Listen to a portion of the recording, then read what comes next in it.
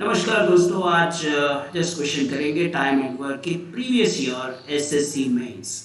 ये देखिए इंग्लिश में दिया है P Q R employed to do a work for rupees 5750।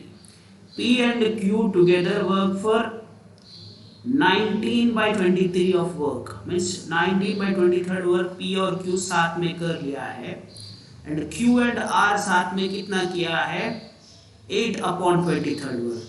एक बार समझ लेते, P एंड Q साथ में 19/23 किया तो कितना बचा इसमें 23 में 19 गया तो 4 बचा 4/23। अब ये 4/23 कौन किया है? P और Q के अलावा कौन था? R था।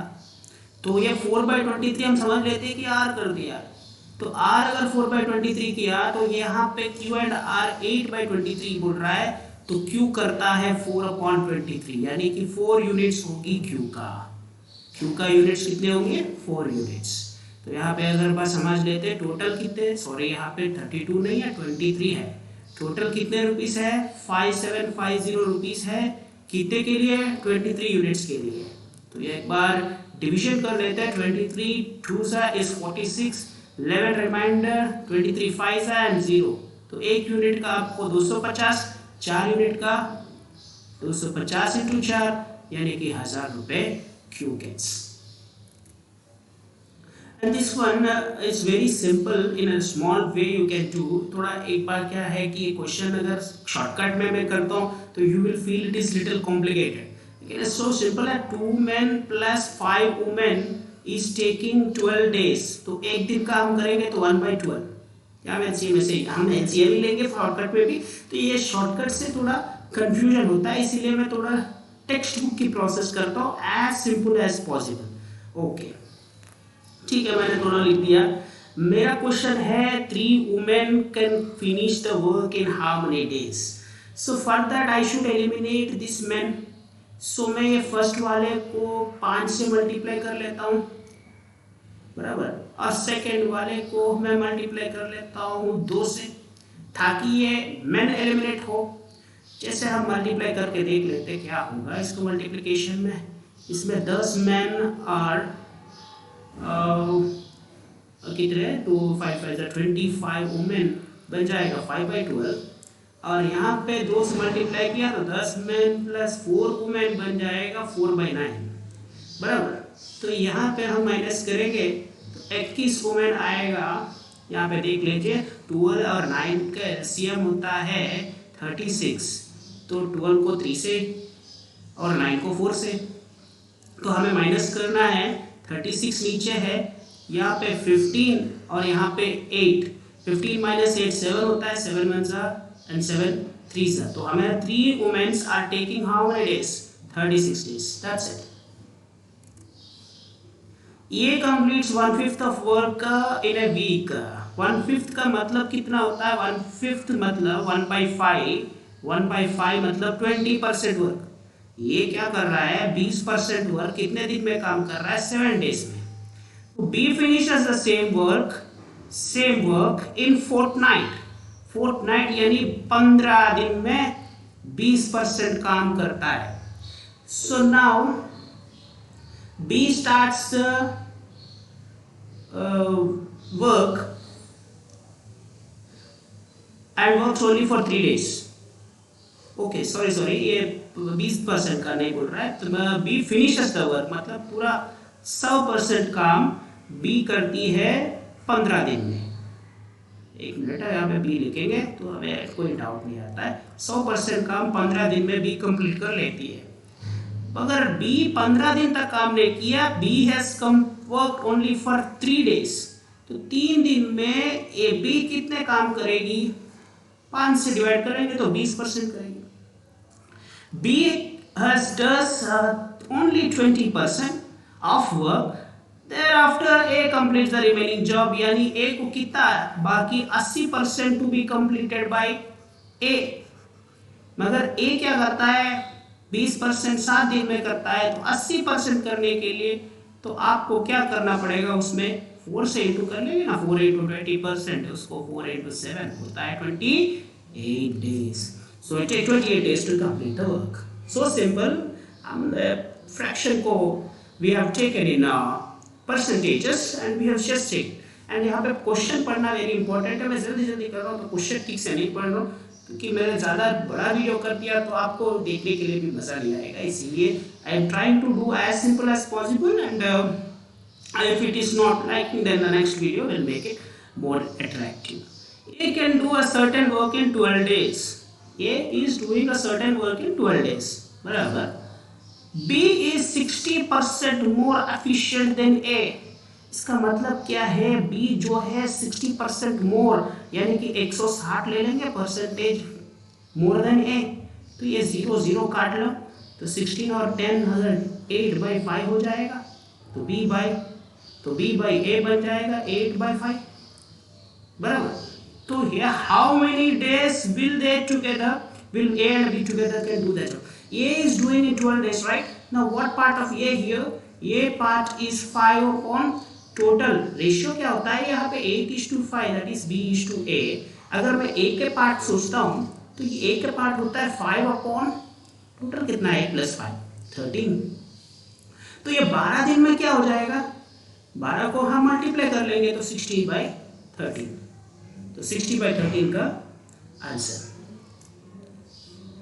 Now X man can do a piece of work in X days. Wow, X man can do a piece of work in X days and the number of days in which Y man can do the same work. देखिए इसमें कोई confusion नहीं है, जब ज़्यादा man होते हैं if you employ more men you require less days. That means workforce and the time is inversely proportional. जैसे हम ये x man को हम 1/x days करते हैं, जब प्रोपोर्शनलिटी लिखेंगे तो k/x होगा तो x man होगा तो k वैल्यू हुआ x²।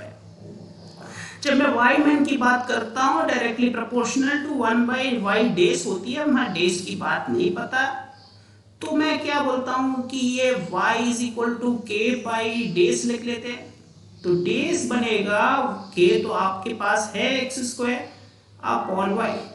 तो ये समझ लीजिए, ये सिंपल की चीज़ है, बेसिक कंसेप्ट है, समझाने के लिए थोड़ा टाइम लगा लेकिन directly you can practise. Now there is one more question.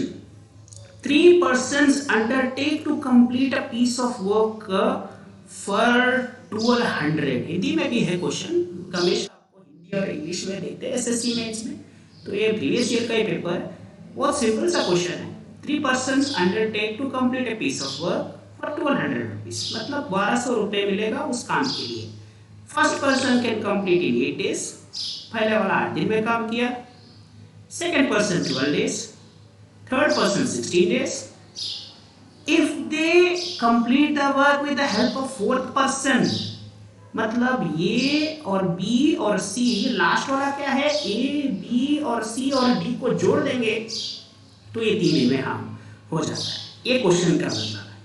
Now मुझे फाइंड करना है what does the fourth person get. अगर उसका साथ ले रहे हो फोर्थ पर्सन का तो कितना पैसे हमें देना है, ठीक है। तो पहले तो इन दोनों का हम कासा का करेंगे। कासा का मतलब इंग्लिश मीडियम है तो इसको एलसीएम बोलते हैं, हम हिंदी में कासा का बोलते हैं, ठीक है, no problem. You are learning English तो इंग्लिश में हम बोलेंगे कि ये 48 अपने एलसीएम है, देख लीजिए, आप कर लीजिए आराम से। 8 12 और 3 तो उसका एलसीएम 48 होगा। 8 6 12 4 16 3 3 इंटू ये 3 इंटू कितना होगा, मेक करेंगे 3 में 16 होगा, 16 3 48। नाउ ए बी सी को सबको जोड़ लेंगे तो कितना आ रहा है 13 आ रहा है। ए बी सी को जोड़ देंगे तो डी का कितना होगा 16 में से 13 मतलब 3 यूनिट होगा। अपना 3 यूनिट आउट ऑफ कितने हैं, आउट ऑफ टोटल अगर आप जोड़ लेते हैं, टोटल अगर आप जोड़ लेते हैं 3 यूनिट है, डी का 3 यूनिट है राइट, ये 3 का तो ये 13 हुआ प्लस 3 16 होगा ना। 3 out of 16 into 48, okay 3 out of 16 into 48 ये नंबर ऑफ डेज आएगी, लेकिन मुझे अब ऐसा नहीं चाहिए। ये 3 आउट ऑफ 16 इंटू मेरे को क्या चाहिए 1200 रुपये, पैसे की बात करिए तो 1200 रुपये। ओके, तो इसको थोड़ा सिंप्लीफाई कर लीजिए तो आराम से आंसर आपको आ जाना चाहिए। सॉरी सॉरी सॉरी, क्या बोल रहा हूँ मैं, 3 यूनिट हो गया ये, तो 13 16 3 12 4 8 6 बराबर है, और ये 16 3 48 बराबर है, 3 यूनिट हो गया, तो 16, सो 16th पार्ट ना, 16th पार्ट ऑफ 1200। ओके, तो 3 से मल्टीप्लाई भी होना चाहिए।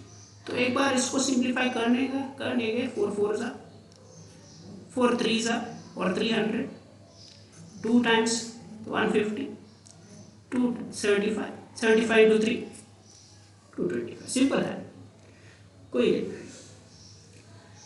A can do a piece of work in 20 days and he does in A 20 दिन में काम कर रहा है, B 30 दिन में काम कर रहा है। They work together for 7 days, ये 7 दिन काम किए हैं, and both leave, उसके बाद मतलब ये काम किए A plus B, उसके बाद leave, तो C रिमेनिंग काम कर दिया है। तो पहले इन दोनों का काम देखते हैं। C finishes the remaining work in 10 days. So in how many days he can complete the whole work? So 20 और 30 का LCM तो 60 होगा, सिंपल की बात है। 23 और 32 तो 5 यूनिट हो गए। ये 5 यूनिट किसका है? A और B का साथ में। तो ये कितने दिन तक काम किया? They worked for 7 days।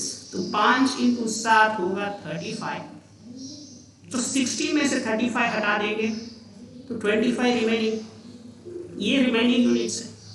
ये remaining units of 25 remaining units आपको कितने दिन में खत्म हो गया है? काउंट कर रहा है, completes by 10 days by C। C is completed by 10 days। तो आपके एक्चुअली कितने यूनिट्स थी?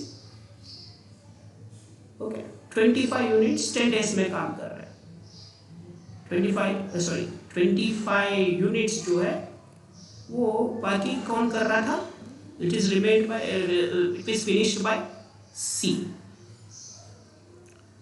ओके, तो मुझे एक्चुअली 5 यूनिट का कितना करेंगे वो फाइंड कर सकते हैं ना, वो 2 दिन में हो जाएगा, जैसे 5 से डिवाइड करेंगे। लेकिन मुझे 5 का नहीं चाहिए टोटल, अगर C कंप्लीट करना है, C can complete in how many days? So that is what the question. तो 5 का करेंगे तो उसको 12 से मल्टीप्लाई कर लेते हैं, क्योंकि मेरा टोटल है 60, तो 12 into 2 24। Sunil bhai completes the work in 4 days और दिनेश भाई completes the work in 6 days। Sunil भाई कितने दिन में काम कर रहा है? 4 दिन में। दिनेश भाई कितने दिन में काम कर रहा है? 6 दिन में। Ramesh works 1.5 times fast as Sunil। इसका मतलब क्या है? 1.5 times, 1.5 मतलब ये कितना हुआ? 2 + 1 3/2 टाइम्स, अब x लिखेंगे इज इक्वल टू 4। हम सुनील का 4 है ना, तो ये 2 उधर गया तो 8/3 हो जाएगा। ये किसकी थी? रमेश का। आराम से समझिए, तो फास्ट टाइम्स बोलते हैं, तो मैंने डायरेक्टली 8/3 लिखा, यहाँ पे आप राइट साइड ले लेते तो आ जाएगा। तो इन how many days they together can complete the work? ये साथ में कितने दिन में काम कर सकते हैं? तो तीनों यूनिट को जोड़ना पड़ेगा। So first of all we will take the LCM, that is 24। So 24 is okay, और 12, see here 12 can not be, 8 table है ना, तो 12 नहीं आता, 24। सो हियर 4 6 6 4 और 8/3 है, जो 8 3 24 हमें पता है, 8/3 है ना, into 9 कर लेते हैं। into 9 अगर करेंगे 3 3 3 8 24, तो ये पूरा जोड़ दिया तो कितने यूनिट आ रहा है? 19 यूनिट्स आ रहा है। तो 19 यूनिट्स, तो डेज की बात करते हैं तो टोटल यूनिट्स कितने हैं? ये टोटल यूनिट्स है हमेशा। अब डेज की बात करते हैं तो टोटल में से 19 को डिवाइड कर लेते हैं, तो ये आंसर है। देख लीजिए 19 कहाँ डिनोमिनेटर में है, हमें पूरा सॉल्व करने की जरूरत नहीं है, डायरेक्टली लिख सकते हैं। Farmer can plow a field of working 6 hours per day in 18 days। अच्छा, तो 6 hours per day in 18 days, 6 hours into 18 days must be equal to The worker has to work how many hours per day to complete the same work in 2 days? ये 2 दिन में नहीं है, हिंदी में देख लीजिए 12 दिन है। तो यहाँ पे क्वेश्चन की गलती थी, कितने आवर्स है, तो एक्स हमें फाइंड करना है। क्वेश्चन की गलती थी, अगर 2 दिन अगर रखते हो तो क्या होता है कि 2 3 मतलब 48 आवर्स, दिन में तो 48 आवर्स नहीं होंगी, ठीक है, ये 12 दिन है। यहाँ पे क्वेश्चन की गलती है, आप अंडरलाइन कर लीजिए। थोड़ा सिंप्लीफाई करेंगे, 6 1 एंड 6 2 2 1 एंड 2 9, तो 9 घंटे काम करना है। A, B, C are employed to do a piece of work for rupees 575 rupees के लिए काम कर रहे हैं। A and C are supposed to finish। A और C क्या किया है, A और C साथ में कितने काम कर दिया, 19/23 किया, रिमेनिंग कितना हुआ 4/23। सो टोटल पार्ट कितने 23। सो 23 इंटू सम यूनिट एक्स लिखेंगे तो कितना रुपए है 575। तो हमें एक यूनिट के लिए कितना आप दे रहे हो, तो वो हमें फाइंड करना है। तो 23 को 2 टाइम्स अगर हम करेंगे तो 46, रिमाइंडर इज 11 5 115 23 5। तो एक यूनिट को हम 25 रुपए दे रहे हैं। तो B कितना करेगा, A और C तो 19/23, रिमेनिंग मतलब 4/23 को कितना यूनिट B कर रहा है, ये 4 यूनिट कर रहा है। अगर 4 से गुना कर लेते 25 इंटू 4, तो 4 यूनिट के लिए हमें 25 इंटू 4 यानी 100 रुपीज मिलेगा B को।